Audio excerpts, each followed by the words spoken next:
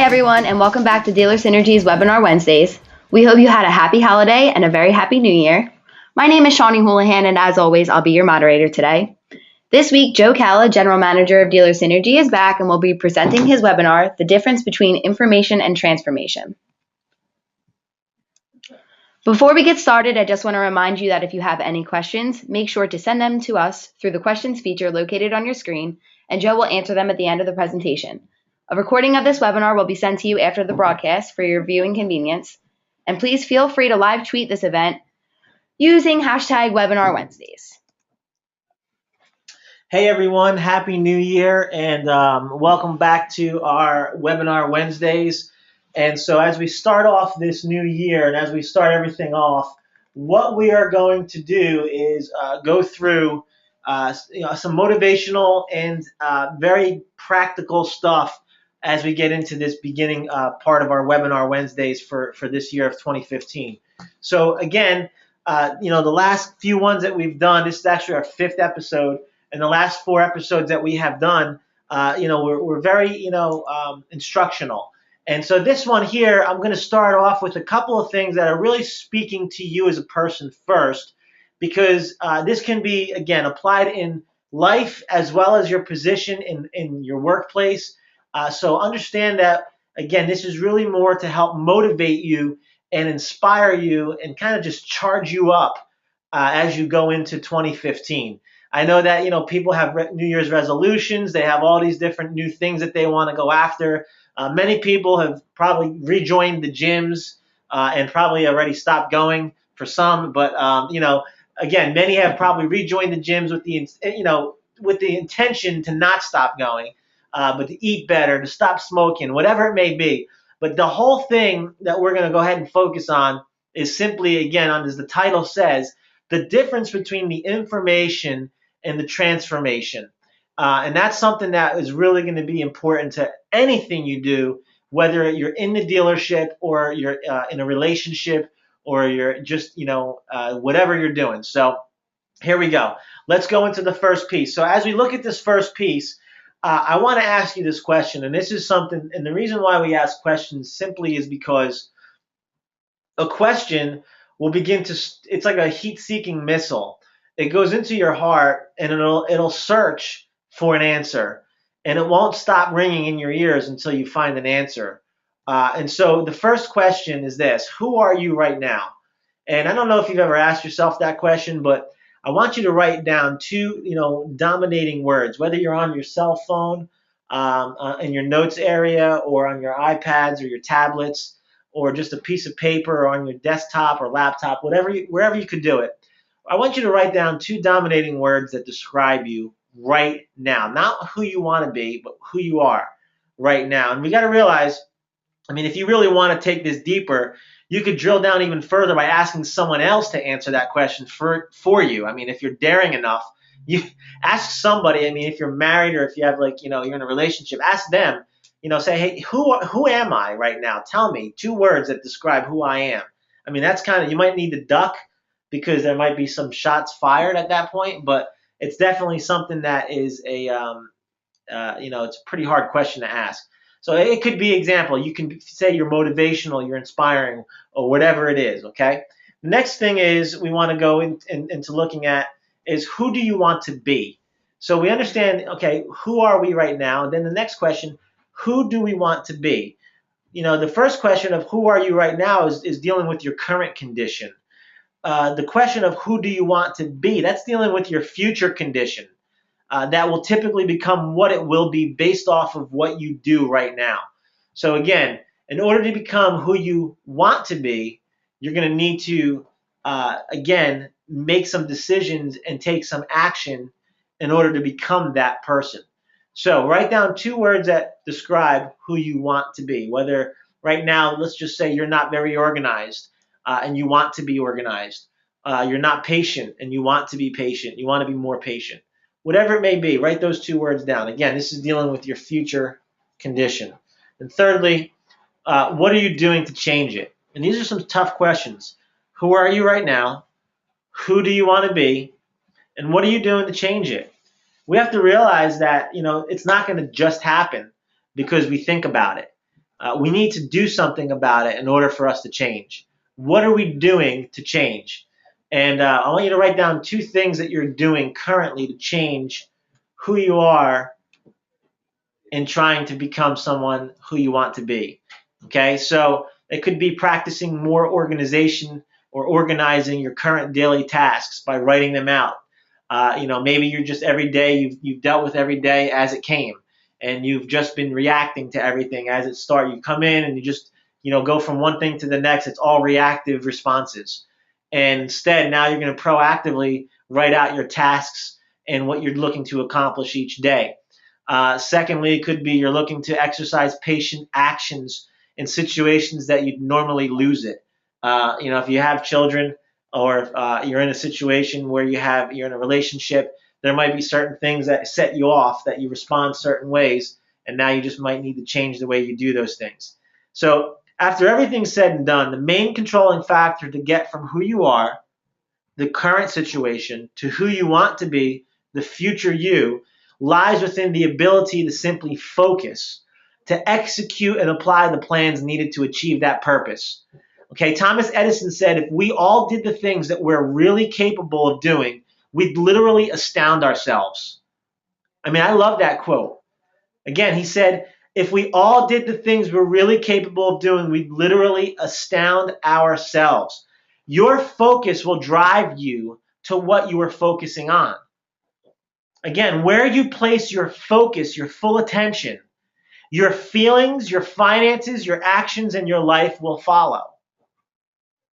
Again, where you place your focus, your feelings, your finances, your actions, and your life will follow. It's vital that we stay focused on our purpose, on the why in what we're doing. See, purpose is simply the reason for which something is created or for which something exists. It's the object for which one strives for. Your purpose is the why in life. Okay? It's the why in life.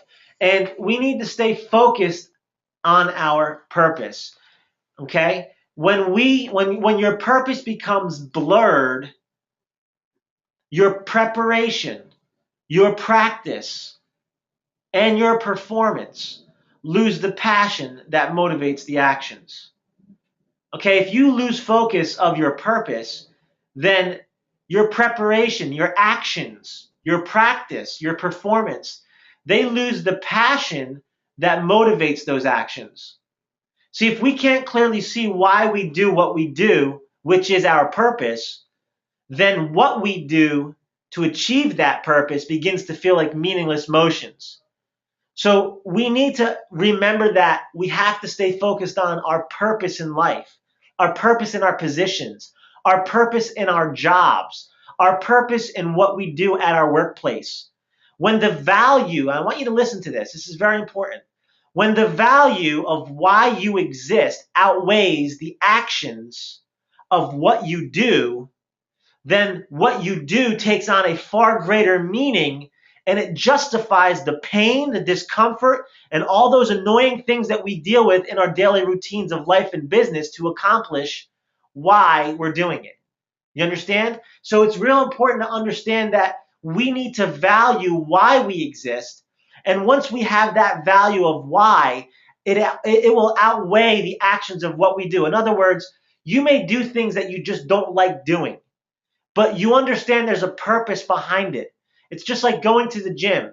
Okay, there's a purpose for going to the gym. It's not just so you can go and move, pick up the weights and throw them around and put on your shirts and shorts and try to look nice and good and stand in front of a mirror and show yourself off to other people around you. No, the purpose is why. So you can become more healthy, or you can have a better physically fit body. Whatever that is, that's why you get in your car at ungodly hours if you get up and go at 5 in the morning or 6 in the morning, or after working an 8-hour, 12, 10-hour day, you decide to go work out. Why do you do that? Why do you go through the pain and the discomfort and the annoying schedule and routine of doing all those things? Because there's a purpose that outweighs, the value of that purpose outweighs the pain and what you do to get there. Does that make sense? So why do people work jobs that they hate, with people that they can't stand, waking up at hours they'd rather be sleeping to drive too many miles and put too many miles on their car to work hours that they don't like? Because the exchange for their time, their abilities, their skill sets, and their work ethic will give them a return in the form of money that will justify their actions to get it. And see, the return of that form of money, whatever it is, there's something greater than just doing it for the money. Behind the money is a greater purpose. It's freedom, because the money can help provide you the freedom to be able to have nicer things and spend time with your family at places, on vacations, and different things that are necessary for you to meet the needs of your family and for your household. So it's important to understand the why behind your what. Why do you sell cars? Let's ask you that question. Why do you go to work and, as an internet coordinator, make phone calls? Why do you service people in the automotive industry? Why is it that you provide a product or a service to your community at the dealership that you work at? If there's a dealer principal on here, why do you own your store? Why do you own a dealership? What's the why behind it all? And when the value of the answer to these questions are far greater to you than the what that is needed to achieve the end result, then the what that you do will not stop you when things are hard to do, uncomfortable, challenging, emotionally and physically exhausting. You'll get through it. Because let's just face it, in order for us to achieve the things that we want in life, we're going to have to become uncomfortable many times. We're not going to get what we want by being comfortable on lazy boy, by sitting around doing nothing. That's comfortable. By just putting your feet up and not doing really anything. But we're going to need to get uncomfortable in order to do it. It may be uncomfortable to pick up the phone and call 120 people in a day. It might be uncomfortable for you to go out and say hello to somebody on the lot, or to jump into the middle of a deal, to TO a deal, to get somebody the opportunity to make a decision to purchase a vehicle from your store. Sometimes it feels uncomfortable to achieve our dreams and reach our goals, but we still do it anyway. We need to let the why we exist motivate the what we do throughout our existence. We need to realize that purpose is knowing the intended position in advance and then aligning ourselves with it to reach it. We need to align ourselves with the purpose of our lives and the purpose of what we're experiencing at the moment in the positions that we hold within our stores and our dealerships. So what is the purpose then? When we look at everything, after everything's said and done, what is the purpose? The purpose is simply this. It's application. That's the purpose. Application is the act of putting something to a special use or purpose. You see the difference between information and transformation? This is the answer. It's application. That's the difference. Because when we go to the next slide here, the difference between a recipe and a meal is the application of that preparation in order to create the meal. We need to take action. Okay, in order for us to experience how amazing a recipe tastes, it's not just if we read it and watch others talk about that recipe, or even watch someone on TV prepare it and cook it themselves and eat it themselves. We're never going to experience how amazing it is if we don't apply the steps needed to complete the meal so that we can partake of it and eat it. You see, the transformation of our results are dependent on the transformation of our routines. Okay?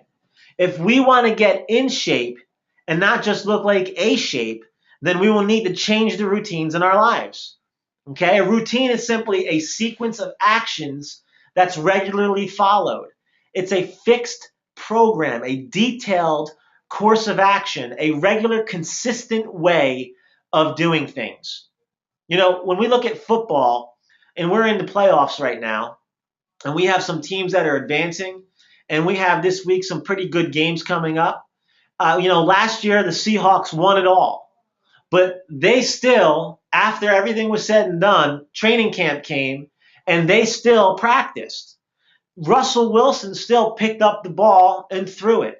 Peyton Manning and Tom Brady, probably two of the best quarterbacks, ever in the game, still every year pick up the ball as a quarterback and throw it. Some people might say, what are you, crazy? You're Tom Brady. You're Peyton Manning. You don't need to throw it. You don't need to practice. You've been in this for long enough where you could just go ahead and game time starts, just start playing.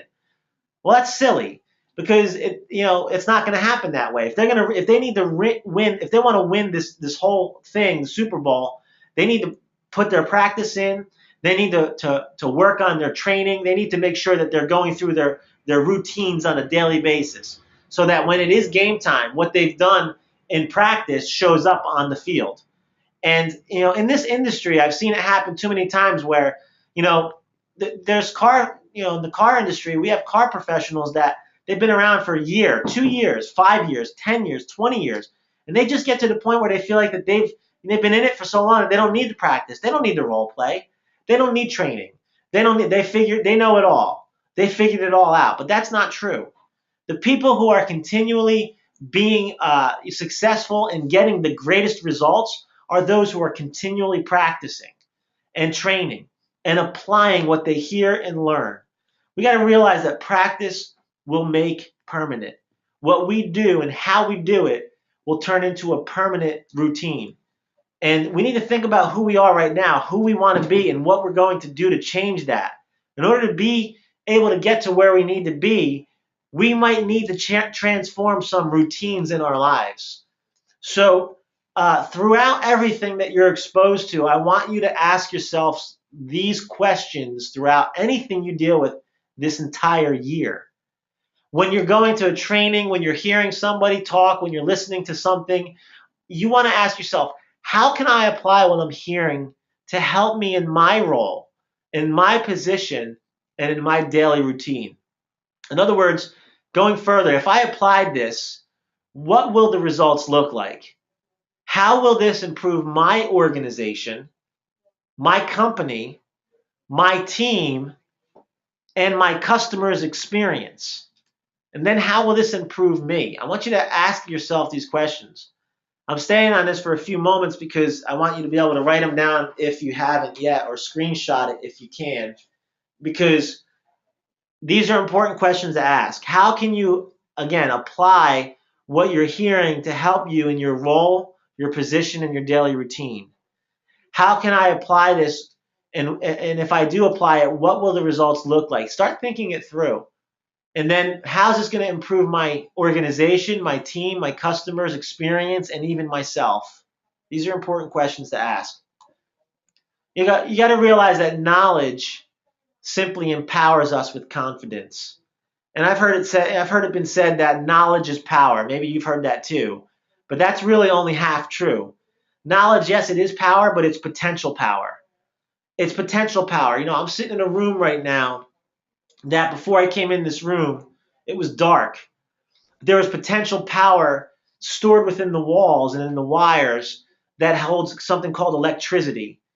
And until I flipped the switch on and took action to turn the lights on, I would never see or be exposed to that power until I did something about it. And it's the same thing. Knowledge is the same way.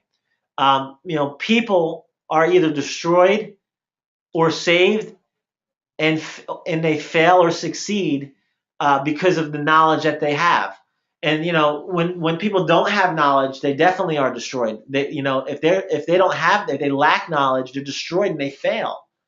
So as this slide says, learn it to live it, gather it to give it, skillfully apply it to abundantly advance with it. So this is important. Knowledge is key. It empowers us with confidence. I've spoken to many people. Many times they're not confident in what they do because they don't have enough knowledge in how to explain it. They don't have enough knowledge in how to apply it. They don't have enough knowledge in how to act it out. And therefore they're in fear. And therefore they're kind of nervous and they're reluctant to go forward with doing something because of the fact that they don't have knowledge. We have to realize that knowledge can save us and it can help us.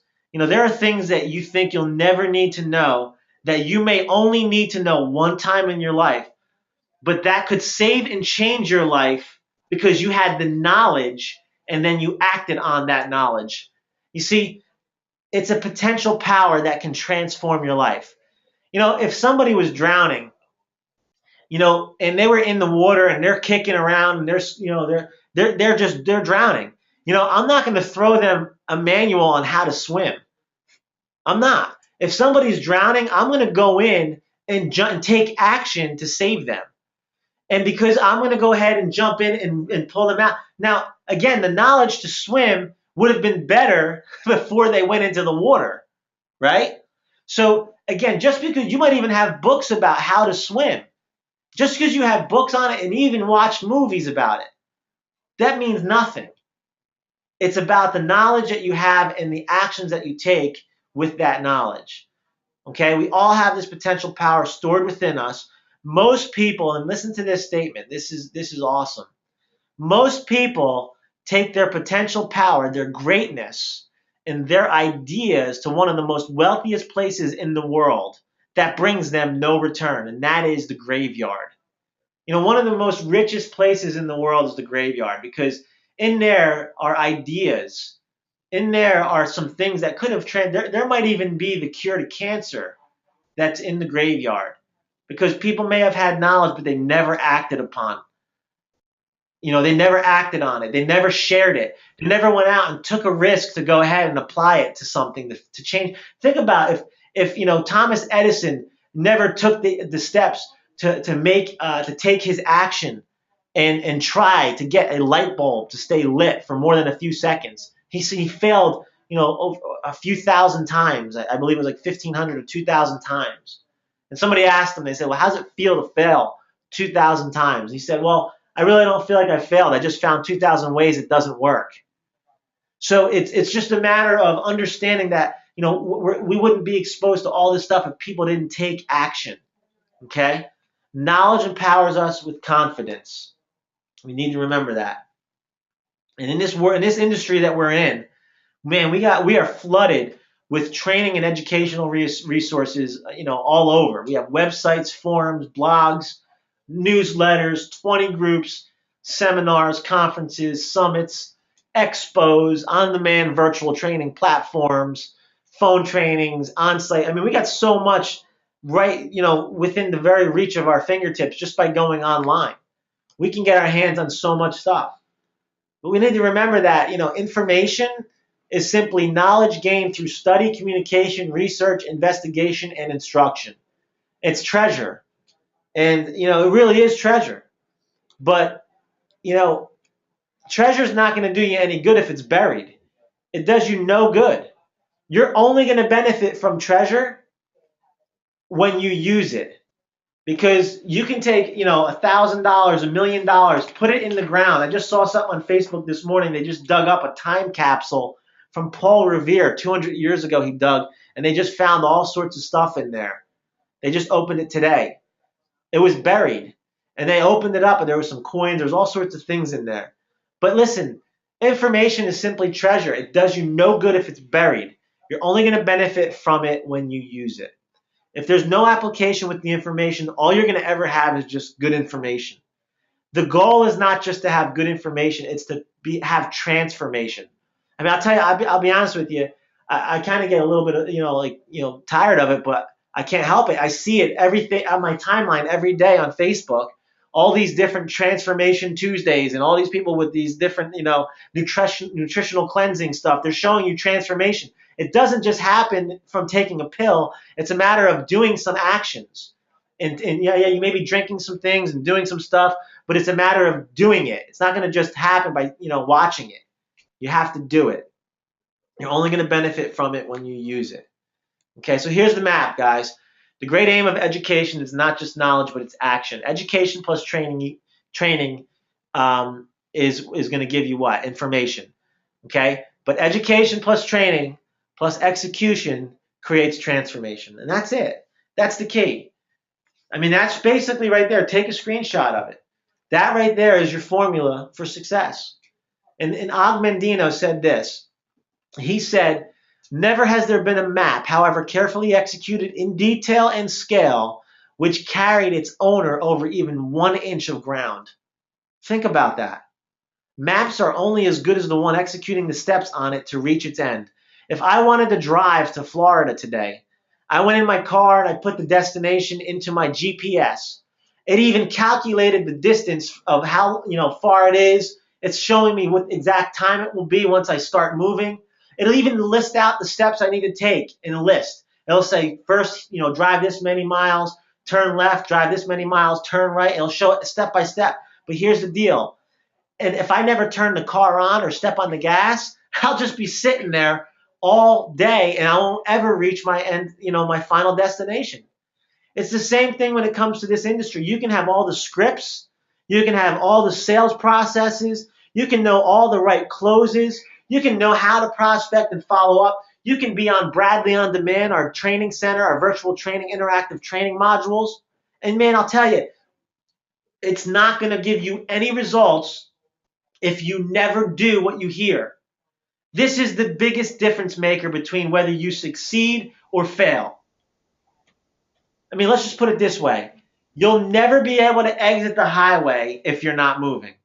I could be sitting here and I can be pulled over to the side and there's the exit, 500 feet, and I'm looking at it. And that's where I need to get off. But if I'm not moving, I'll never reach my exit. I'll never get to where I want to be. So I want to encourage everyone to take action. Start applying the information and knowledge that you have and start making a difference in what you do. Listen, I went to Disney World or Magic Kingdom last year. It was the first time I've ever been there. Okay, I've never been there in 21 years of my life. Okay, because I'm 21. So in all 21 years of my life, actually I'm 40. So in all 40 years of my life, I've never been. Actually 39 when I went. So in all 39 years of my life, I've never been there. It's crazy. My wife's been there like so many times. I've never been there. But I had this aha moment while I was there because I was watching everything happen and unfold.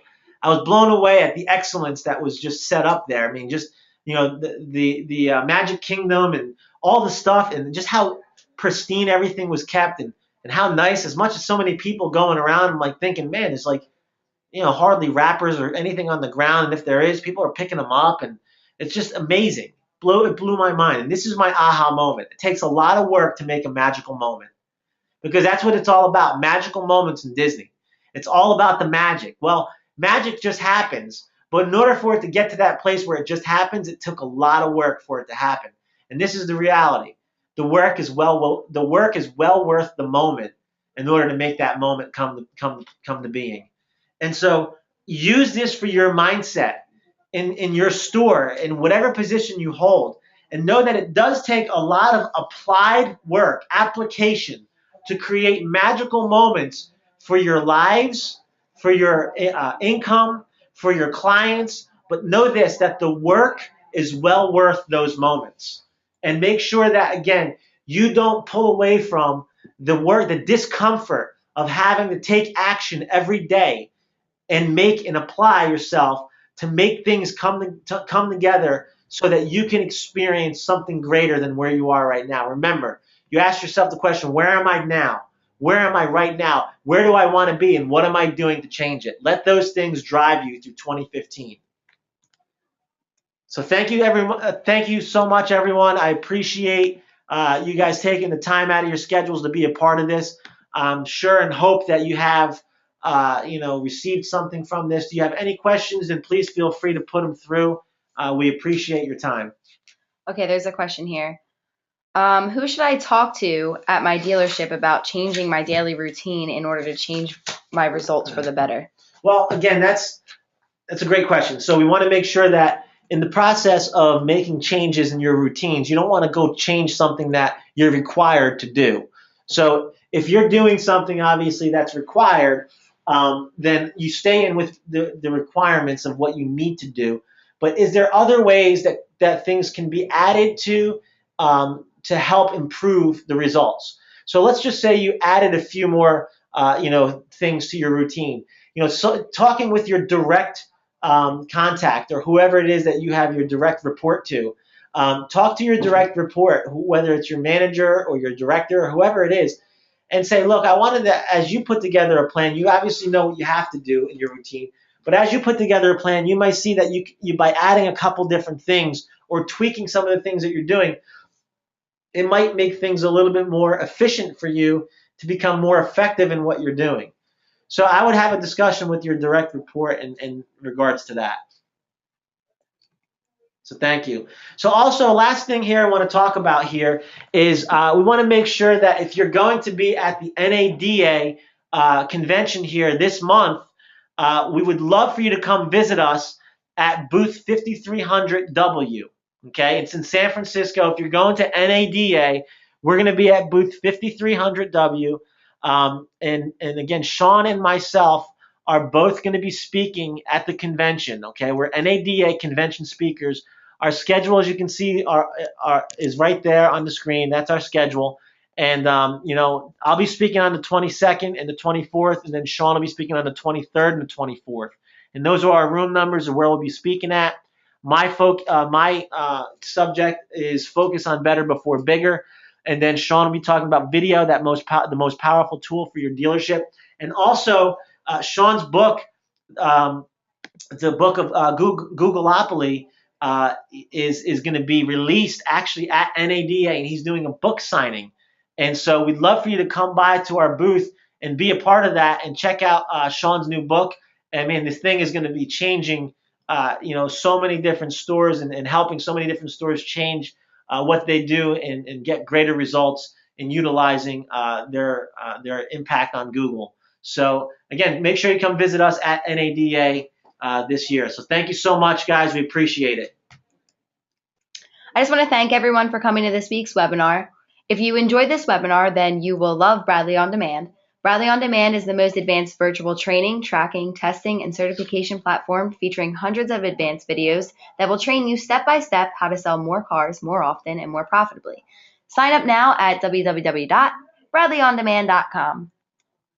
And please remember, if you have any questions about the webinar, feel free to contact me at shawnee@dealersynergy.com or by phone at 856-546-2440 extension 34. Thank you. Thank you for watching this week's episode of Webinar Wednesday. If you liked it, you're going to love Bradley On Demand. Bradley On Demand is the most advanced virtual training, tracking, testing, and certification platform, featuring hundreds and hundreds of advanced videos that will train you step by step how to sell more cars, more often, and more profitably. Sign up now.